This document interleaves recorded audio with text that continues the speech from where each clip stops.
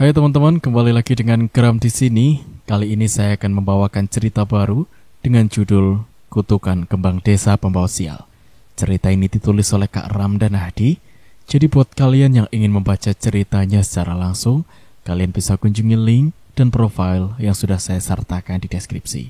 So, langsung saja kita ke ceritanya. Dar, kamu yakin mau nyari pengasuh buat Halid? Tanya ibu yang masih kurang setuju dengan ideku. Haidar yakin bu, balasku. Ibu telepon Mbak Tuti ya.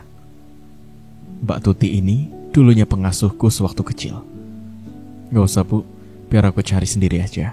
Sekarang banyak agensi penyalur pengasuh anak. Nanti aku cek satu-satu, cari yang paling bagus. Aku berusaha meyakinkan ibu. Halid itu beda loh Dar, sama kayak kamu waktu kecil. Memang anakku itu agak rewel dan hyperaktif, apalagi setelah menginjak usia 4 tahun. Tenang bu, pengasuh dari agensi itu profesional. Ada yang bersertifikat juga. Pasti bisa lah nanganin Halid. Ibu sudah wanti-wanti ya. Terserah kalau kamu tidak percaya, ucap ibuku cemberut. Aku menghampiri ibu lalu memeluknya. Bundaku sayang, jangan cemberut gitu. Pokoknya aku usaha dulu cari yang terbaik, ucapku pelan. Semenjak aku bercerai dengan Sonia, ibu yang ngurus Halid, anakku, ia tidak pernah mengeluh atau merasa keberatan. Namun, semakin lama aku tak tega harus menyusahkannya setiap hari. Sudah berapa kali aku mengusulkan untuk mencari pengasuh, namun ibu selalu menolaknya. Kali ini, ia akhirnya setuju. Kini tinggal tugasku mencari pengasuh terbaik untuk Halid. 2 minggu berselang. Semenjak usulku untuk mencari pengasuh, kini aku tersadar kalau firasat seorang ibu itu memanglah kuat. Dalam seminggu ini sudah 3 orang pengasuh yang mengundurkan diri. Alasannya pun bermacam-macam. Ada yang orang tuanya tiba-tiba sakit, ada yang kurang betah dan lain-lain. Bahkan ada yang tiba-tiba menghilang tanpa jejak. Aku sempat komplain kepada pihak agensi atas ulah para pengasuhnya itu. Pihak agensi berjanji akan mencari yang terbaik dan benar-benar siap. Sementara itu, terpaksa aku harus mengambil cuti beberapa hari untuk menemani Halid di rumah. Sampai sekarang ibu belum tahu tentang masalah ini. Sengaja aku tak memberitahunya, takut ia marah dan menceramahiku siang malam. Selagi mengambil cuti, aku bisa menjalankan rencana untuk mendesain kamar bermain untuk Halid. Keesokan siangnya, aku mengajak Halid pergi ke mall untuk membeli beberapa mainan kesukaannya. Kupandangi wajah anakku itu. Ia masih sibuk berpindah-pindah dari rak satu ke rak lainnya. Selama menemani Halid di rumah, sikapnya normal, seperti anak kebanyakan. Aku masih tak habis pikir, kenapa tak ada seorang pun pengasuh yang betah mengasuhnya. Bahkan ibu pun bilang anak ini berbeda. Di mana letak perbedaannya? Tanyaku dalam hati. Palingan hanya sedikit nakal dan rewel, tapi masih di batas kewajaran. Halid terus berjalan mondar-mandir ke troli belanjaan yang kubawa. Ia terus memasukkan mainan ke dalamnya. Sayang, mau beli apa lagi? Tanyaku sambil memandangi troli belanjaan yang hampir penuh. Namun anakku itu hanya diam saja, tak menjawab. Ia malah pergi menelusuri rak lainnya. Tekor dah ini, batinku. Sayang, pulang yuk, ajakku dengan tatapan mengiba. Halid tampaknya tak peduli. Ia malah berlalu dan berpindah ke rak lain. Kali ini aku bisa sedikit merasakan apa yang dirasakan ibu dan pengasuh itu. Ya Allah, gak kebayang gimana ibu bisa tahan selama 2 tahun lebih mengurusnya, ucapku dalam hati. Tiba-tiba Halid berlari mendekat dengan wajah ketakutan. Kemudian ia memegang tanganku dan bersembunyi di balik badanku. Kenapa sayang? Tanyaku bingung. Apa? Pulang yuk. Halid menarik tanganku kencang. Wah, doaku terkabul, batinku. Yuk, aku mengajaknya ke kasir. Namun Halid malah diam saja sambil menatap ke sudut ruangan. Ada apa sayang? Katanya mau pulang. Ada Om galak Malah-malah terus, balasnya. Mendengar ucapannya seketika aku langsung naik darah. Siapa yang berani memarahi anakku? Mana orangnya? Tanya aku sembari mengedarkan pandangan. Namun, tak terlihat siapapun di sekitar kami. Orangnya udah pergi? Tanya aku lagi. Khalid sedikit mengintip. Masih ada, teriaknya lalu kembali bersembunyi. Di mana? Tanya aku bingung sambil celingak-celinguk. Di belakang apa? Sautnya. Aku menoleh ke belakang. Tak ada siapa-siapa. Hanya terasa hembusan angin dingin menerpa wajah. Seketika itu bulu kuduku meremang. Paling angin AC. Aku berusaha menepis pikiran negatif, kemudian jongkok dan memeluk Khalid. Buka matanya, sayang. Omnya udah pergi. Ucapku berusaha menenangkannya. Khalid membuka mata. Gak ada kan? Tanyaku padanya yang dari tadi celingak-celinguk seperti mencari sesuatu. Apa? Ia kembali berteriak, lalu memelukku erat dan menangis. Kenapa lagi? Aku kebingungan dengan tingkah anehnya ini. Itu, omnya tuh di sana. Ia menunjuk ke atas rak di belakangku. Aku menengadah, melihat ke atas rak. Tak ada siapa-siapa. Hanya ada deretan mainan yang tertata rapi. Lagian tak mungkin ada orang di atas sana. Apa mungkin yang Khalid lihat bukan orang? Khalid menangis. Pulang apa? Pulang. Ia terus merengek minta pulang. Iya, ayo pulang. Aku menarik tangannya. Gara-gara tingkah anehnya ini, sukses membuat kami menjadi pusat perhatian. Seorang penjaga toko datang menghampiriku.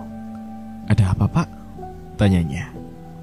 Biasalah kita antrum, tiba-tiba pengen pulang. Bisa tolong bawakan trolinya ke kasir? Langsung dihitung saja, nanti saya ke sana. Pintaku sambil berusaha menenangkan Khalid.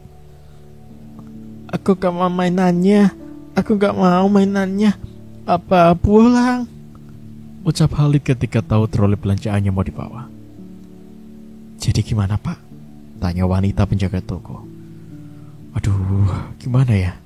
Aku bingung menghadapi situasi macam ini. Kulus rambut Khalid, lalu memegang kedua pipinya sambil mengusap air matanya. Khalid harus berani.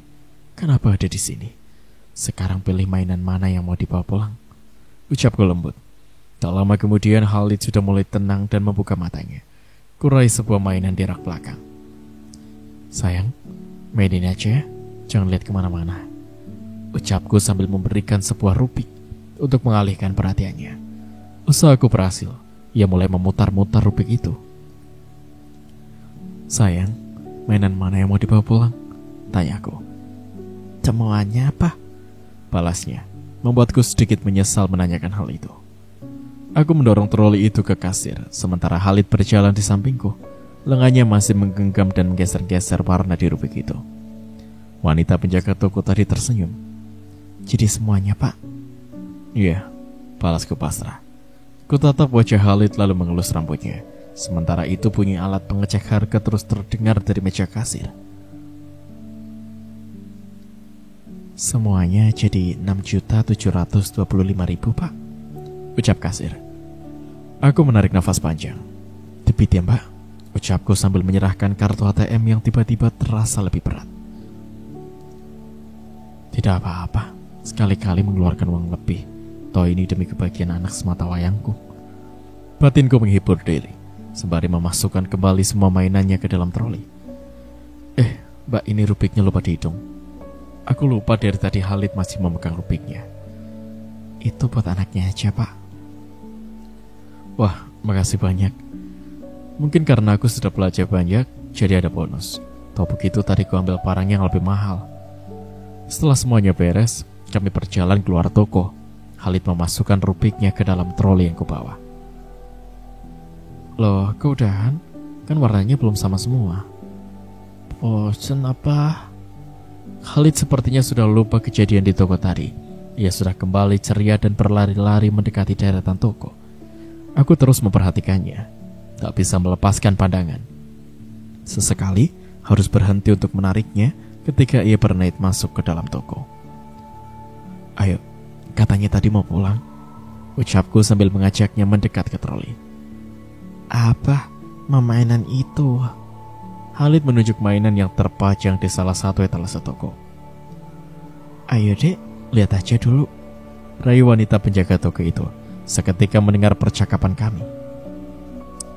Enggak mbak, ini aja udah banyak. Sautku sedikit kesal. Apa? Khalid menarik-narik tanganku. Sayang, nanti lagi belinya. Sekarang pulang dulu. Aku terpaksa menariknya menjauh dari toko itu. Ada diskon loh pak, saut penjaga toko itu. Namun aku tidak menggubrisnya, terus berjalan menuju lift. Dari kejauhan kulihat pintu lift terbuka. Kulambaikan tangan agar orang yang ada di dalam lift tidak menutup pintunya. Namun pintu malah tertutup. Sepertinya mereka tidak melihatku. Kutekan tombol ke bawah, lalu berdiri di depan lift. Khalid mendekat lift. Ia ikut menekan-nekan tombol itu, sehingga membuat orang di belakangku tertawa melihat tingkahnya. Sayang, jangan dipencet-pencet. Sini deket apa aja, perintahku. Untungnya ia menurut. Soalnya aku punya pengalaman buruk. Gara-gara iseng menekan-nekan tombol itu, liftnya malah macet dan bikin heboh satu mall. Malu sekali. Pintu lift terbuka. Kami pun masuk lebih dulu. Ku ambil posisi berdiri di paling belakang, karena tujuanku adalah di lantai paling bawah. Satu persatu orang di dalam lift keluar, menyisakan aku dan Khalid. Sebelum lantai tujuanku, tiba-tiba lift terbuka. Kulihat keluar tidak ada siapa-siapa di sana. Khalid terlihat gelisah. Ku tekan tombol tutup pintu, namun dalam hitungan detik pintunya kembali terbuka. Khalid berpindah tempat, bersembunyi di balik tubuhku. Entah kenapa, pintunya tidak juga tertutup. Apa? Tutup pintunya? Khalid berteriak. Bismillah. Ku tekan tombol tutup pintu, akhirnya pintu pun tertutup. Lift mulai turun ke bawah. Dalam hitungan detik, kami sudah sampai di basement. Ku dorong troli itu melewati pintu kaca otomatis, masuk ke area parkiran. Kulirik Khalid, ia diam saja. Tangan mungilnya terus menggenggam lenganku erat. Kepalanya terus menunduk, tak mau melihat ke depan. Sesampainya di mobil, ku buka pintu depan, lalu meminta Khalid untuk duduk di sana. Sementara aku berjalan ke bagasi belakang. Apa? Khalid memanggilku. Sebentar sayang, saatku sambil memasukkan satu persatu barang belanjaan. Apa? Teriaknya lagi. Apa? Ia menjerit keras sekali. Tanpa berpikir panjang, ku lempar barang belanjaan, lalu berlari menghampirinya. Ia menangis sambil menutup wajahnya dengan kedua telapak tangan. Ada apa sayang? Tanyaku panik sekaligus bingung. Khalid, ada apa? Tanyaku lagi dengan suara agak meninggi sambil kesentuh pundaknya. Apa? Ada om yang tadi. Balasnya terisak. Di mana? Aku berusaha mencari keberadaan orang yang Khalid maksud. Nihil. Tak ada siapapun di sekitar mobil. Itu. Khalid menunjuk kaca depan mobil. Kuperhatikan baik-baik, tidak ada apa-apa. Gak ada sayang. Khalid merekangkan jemarinya yang menutupi wajahnya, kemudian mengintipnya. Masih ada. Jeritnya kencang, membuat beberapa pasang mata tertuju kepadaku dengan tatapan curiga. Senyuman canggung hanya bisa terpasang di bibirku sambil menoleh ke arah mereka. Sedikit demi sedikit emosiku mulai naik. Apalagi dari tadi Khalid belum juga berhenti menangis. Udah, jangan nangis terus. Bibirku gemetar menahan amarah agar tidak meluap. Khalid tidak memperdulikan ucapanku. Ia masih saja menangis. Yaudah, kita pulang sekarang, ucapku sambil membanting pintu. Dari kaca, kulihat ia tersentak kaget. Aku berjalan ke bagian belakang mobil untuk merapikan barang belanjaan dan menutup bagasi. Setelah itu kembali ke kursi pengemudi. Khalid sepertinya tahu kalau aku sedang marah. Buktinya ia sudah jauh lebih tenang. Hanya saja, kedua tangannya masih terus menempel di wajahnya. Aku pun menyalakan mobil. Sebelum mobil melaju keluar mall, kupasangkan sabuk pengaman untuknya. Sayang, buka tangannya.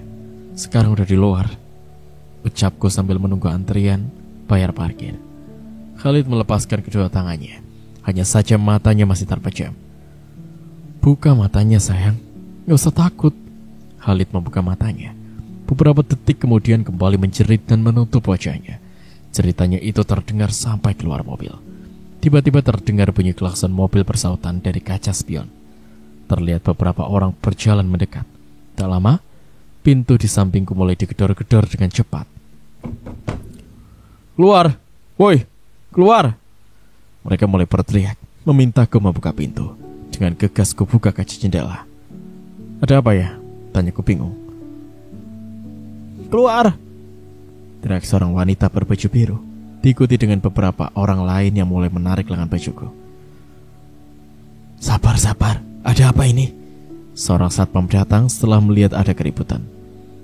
Tangkap pak, dia mau culik anak itu, ucap wanita tadi sambil mengarahkan jari telunjuknya pada Khalid. Astagfirullahaladzim, ini anak saya mbak. Balasku agak emosi. Ku tatap Khalid. Kenapa dalam situasi seperti ini ia malah menangis? Tidak bisa diajak kerja sama. Bohong, tadi saya dengar anak itu teriak-teriak. Benar kan? Wanita itu terus memprovokasi, diikuti anggukan orang-orang yang mulai berkerumun di samping mobil. Ya Allah mbak, ngapain saya culik anak sendiri? Ucapku dengan suara mulai meninggi. Astagfirullahaladzim, sabar. Gumamku pelan, berusaha menahan amarah yang nyaris meledak. Papa mending turun dulu. Satpam itu memintaku untuk turun. Aku pun turun dari mobil, tak lupa mengambil tas kecil yang berisikan ponsel dan dompet. Sementara wanita itu masih terus nyerocos tak karuan. Level kesabaranku sudah berada di titik terendah. Bisa-bisa hanya dengan satu sentuhan saja, mulutnya sudah kusumpal dengan tas yang ada di genggaman. Mana buktinya kalau itu anak kamu? Tanya seorang pria berbadan tambun. Kubuka tas lalu mengambil dompet dan ponsel, memperlihatkan pada mereka fotoku dan Khalid yang terpajang di dompet. Setelah itu, kutunjukkan beberapa foto bersamaan dengan Khalid di ponsel. Maaf ya pak, sudah ganggu waktunya. Satpam itu meminta maaf dengan sopan. Sedangkan wanita tadi serta beberapa orang lainnya hanya melengos pergi tanpa mengucapkan kata maaf kepadaku. Aku langsung masuk ke dalam mobil, duduk sedikit termenung, memikirkan kejadian tadi. Ya Allah, gara-gara Khalid aku hampir dikira penculik. Pikirku sambil menatap wajahnya yang masih bersembunyi di balik tangan kecilnya itu. Kemajukan mobil mendekat ke loket. Berapa mbak? Tanyaku saat akan membayar parkir. Tiketnya mana pak? Balas wanita penjaga loket. Astagfirullahaladzim, maaf mbak. Pikiran yang sedang kacau membuatku lupa dengan tiket parkir. Ku cari kemana-mana. Aduh, tadi simpan di mana ya? Gerutuku seraya mencari di atas dashboard. Tidak ada. Ku buka tas, ternyata tiketnya ada di sana. Dengan bergegas ku serahkan pada penjaga loket. 5.000 pak. Ku ambil selembar uang 5.000 rupiah. Lalu melajukan mobil menuju rumah. Ku tatap Khalid, seketika itu terlintas banyak pertanyaan yang muncul di benakku. Apakah ibu tahu kalau Khalid bisa melihat makhluk tak kasat mata? Jika iya, kenapa ibu tak pernah menceritakan hal ini kepadaku? Dari tadi Khalid selalu bilang om. Siapa sebenarnya om itu? Kenapa terus mengikuti anakku? Sungguh aku bingung dengan semua ini.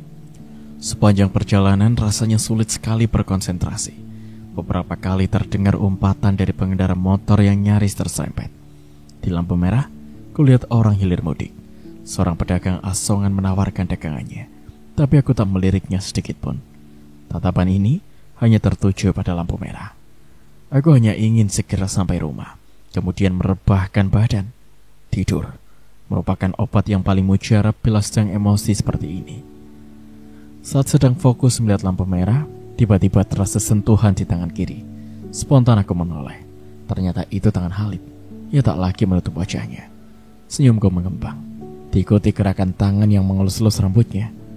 Khalid malah celingak-celinguk seperti mencari sesuatu. Omnya udah gak ada. Ucapannya langsung merusak suasana hatiku yang sudah mulai tenang. Namun ada rasa penasaran yang sangat besar tentang sosok om ini. Sayang, om itu kayak gimana?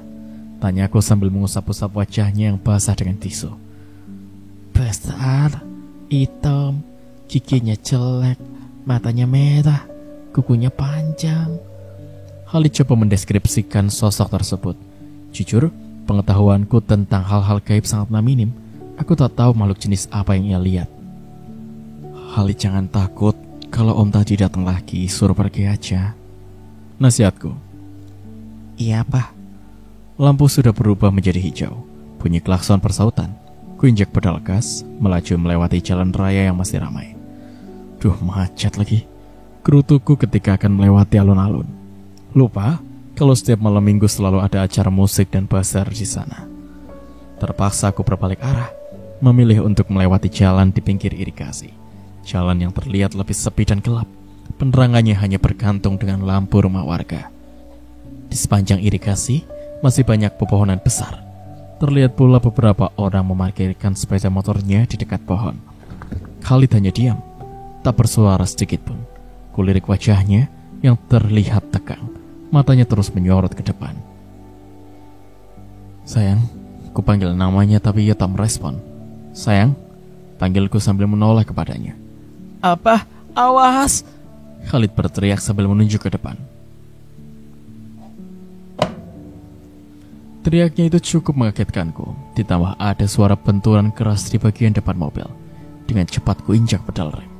Hentakan mendadak itu membuat kepalaku sedikit terbentur ke setir mobil. Ku tengok Khalid, syukurlah ia tak apa.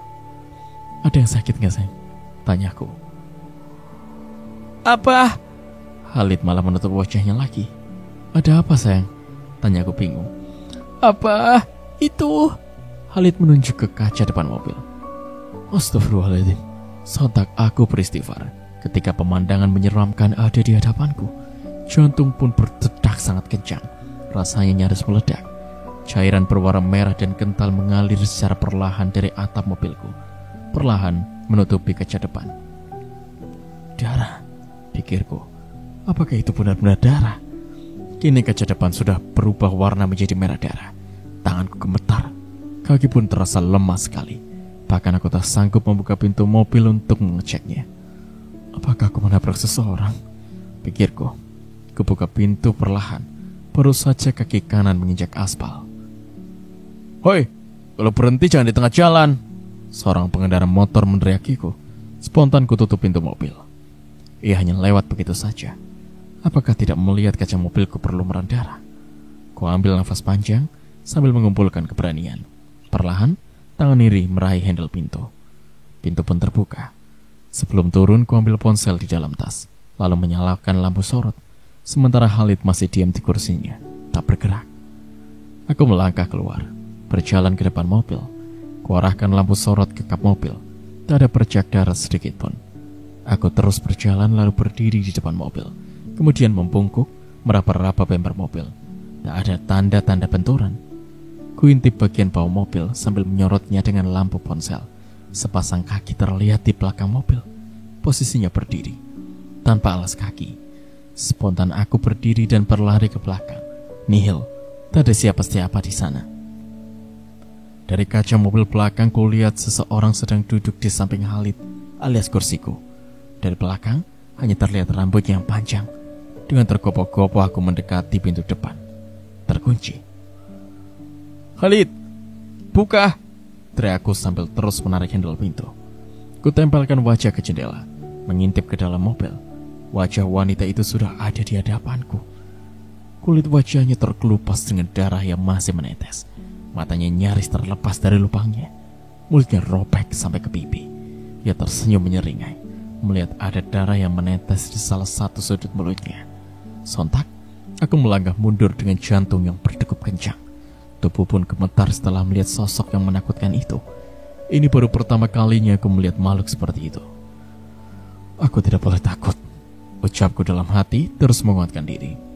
Bagaimanapun Khalid masih ada di dalam mobil.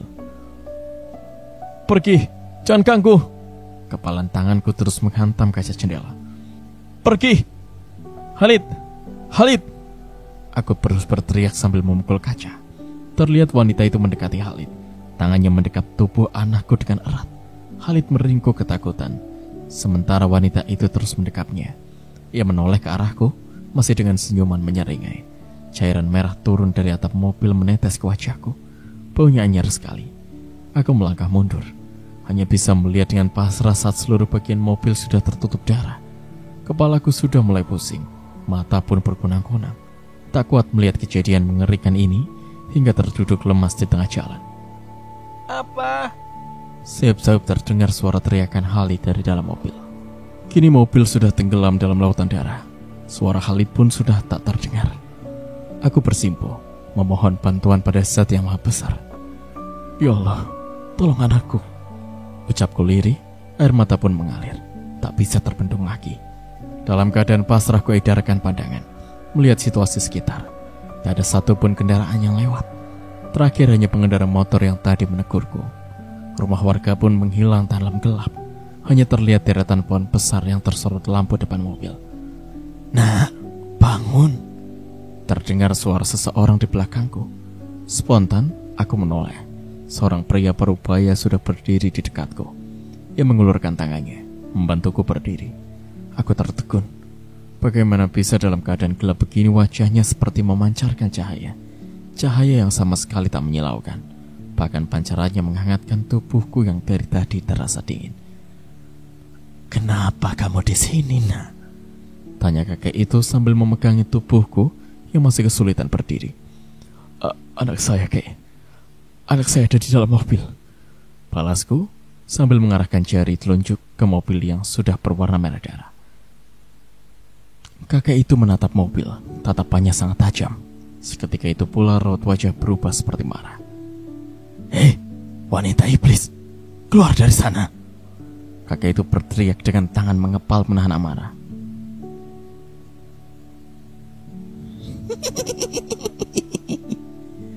Wanita itu tertawa kencang sekali. Kaget, aku langsung mundur satu langkah, berlindung di balik kakek itu. "Mau apa kau, kakek tua? Lepaskan anak itu atau apa? Kakek tua sepertimu bisa apa?" Kakek itu mengeluarkan sesuatu di balik pakaiannya, sebuah cambuk berwarna putih dan bercahaya. Cambuk itu diayunkan ke arah mobil. Tak lama, terdengar suara jeritan dari dalam mobil. Namun wanita itu bersikukuh tidak mau keluar dari mobil. Sang kakek mengayunkan cambuk untuk kedua kalinya. Kali ini jauh lebih keras dari sebelumnya. Sampai-sampai suaranya terdengar menggelegar, serta hembusan anginnya bisa kurasakan. Cambuk itu tepat mengenai kaca jendela. Dalam sekejap, kaca jendela mobil sudah hancur berkeping-keping. Darah yang menutupi mobil pun menghilang. Kini aku bisa melihat wajah wanita itu dengan jelas. Ia masih mendekap Khalid. Khalid, bangun sayang!" teriakku ketika melihat tubuhnya tak bergerak.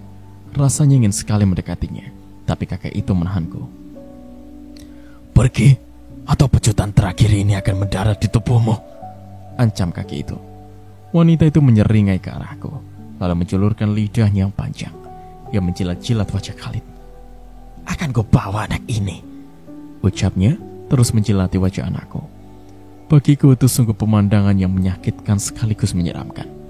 Aku kecewa terhadap diriku sendiri. Sebagai seorang ayah tidak bisa berbuat apa-apa untuk anakku. Kakek itu membungkukkan badan. Ia mengulurkan tangannya ke tanah. Di saat itu aku baru tersadar sejak kapan aspal jalan berubah menjadi tanah. Kuperhatikan lagi tangannya, terlihat tidak biasa, agak panjang. Kutepis segala prasangka negatif pada kakek itu. Dalam pikiran ini hanya satu. Yang penting, Khalid selamat. Siapapun ia selama bisa membantu dan menyelamatkan anakku, aku benar-benar berterima kasih. Telapak tangan yang besar itu kini sudah menggenggam tanah. Ia memejamkan matanya, lalu bergumam pelan sekali, seperti sedang membaca sesuatu dengan cepat. Hembusan angin yang kuat terdengar dari mulutnya, meniup tanah yang ada di genggamannya. Matanya terbuka lebar, melotot ke arah wanita itu dengan ayunan yang sangat cepat. Ia melempar tanah itu ke mobil, hingga mengenai wanita itu. "Panas! Panas! Panas!" Wanita itu menjerit kesakitan. Kukunya yang panjang itu terus menggaruk-garuk tubuhnya. Darah segar mengalir dari keningnya. Rembesan darah membuat pakaiannya menjadi semakin merah. Bahkan tetesan darahnya mengenai tubuh anakku. Bau anyir menyeruak, menusuk hidungku. Perutku mual. Terlebih ketika melihat tubuh anakku sudah diselimuti darah. Aku sudah tak sanggup lagi menahannya. Hingga akhirnya muntah. "Pergi," ucap kakek itu. Dengan mata yang sedikit berkunang-kunang, kulihat wanita itu terbang keluar dari mobil. "Aku akan kembali untuk mengambil anak ini," ucapnya sebelum menghilang. Sekian untuk part kali ini. Nantikan kelanjutan ceritanya di part berikutnya. Terima kasih.